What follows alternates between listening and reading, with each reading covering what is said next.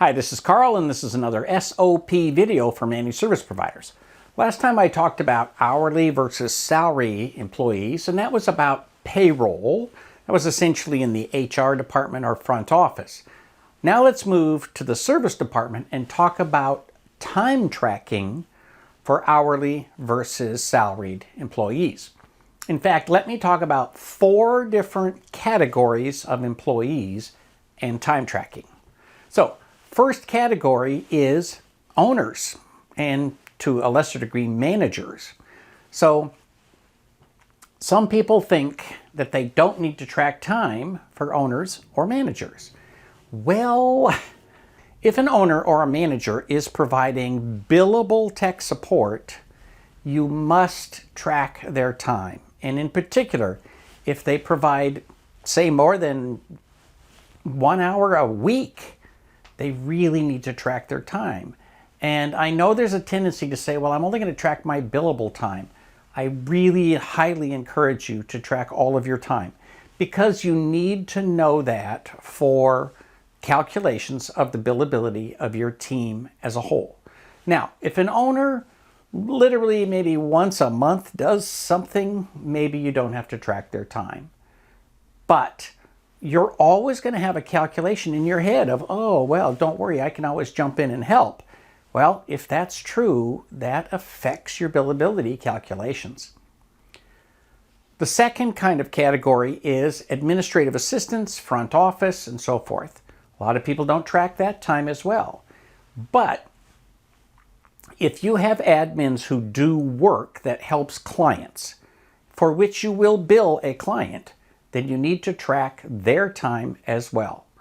So let's say an admin has a job, for example, to go out and get copies of the documentation for each of the clients, photocopy that, give the client a copy in PDF format, and put a copy into your system, and make sure that everybody's up to spec on documentation.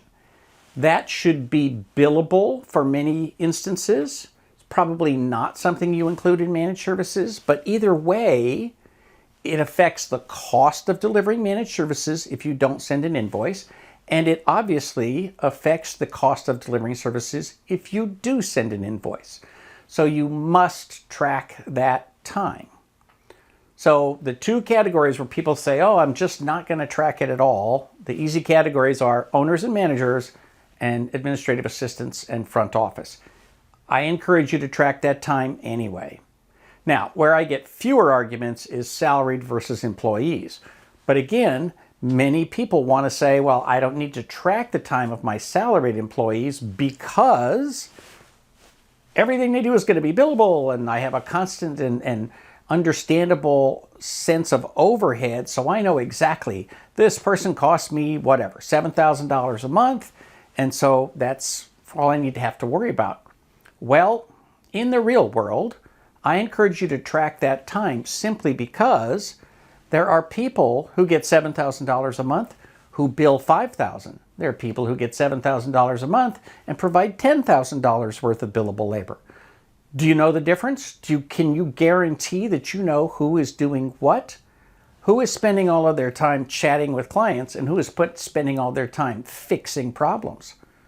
So track your billable labor.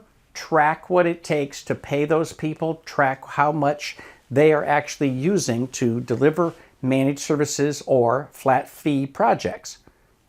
So again, there's this tendency to say, here's an excuse, here's my off-the-shelf excuse of why I don't have to track this time. Please, please, please track that time. Finally, the fewest arguments I get is around hourly labor. So let's say somebody is scheduled in a perfect world 40 hours a week and they bill 30 hours a week. Great, that makes them 75% billable. Again, I consider it billable whether you send an invoice or not if it is time spent delivering managed services or time spent with invoiceable regular time and materials labor. The bottom line is, if you don't track the time inside your company, you can't get to the single most important number that you need in your service team. And that is the usable labor of each of your employees. Once you have that number, you can track the profitability of a client, the profitability of a project, the profitability of an employee, the profitability of a contract, on and on and on. And if not, well, you have a pretty good best guess, kind of a good idea. But one of the best things that you can ever do is understand that your perceptions are not reality. And until you measure it, you do not know for a fact how billable your team is. For Small Biz Thoughts, this is Carl Polachuk wishing you the best of luck in your managed service business. Please like, share, subscribe, and don't forget to ring that bell so you can be notified when we post a new video.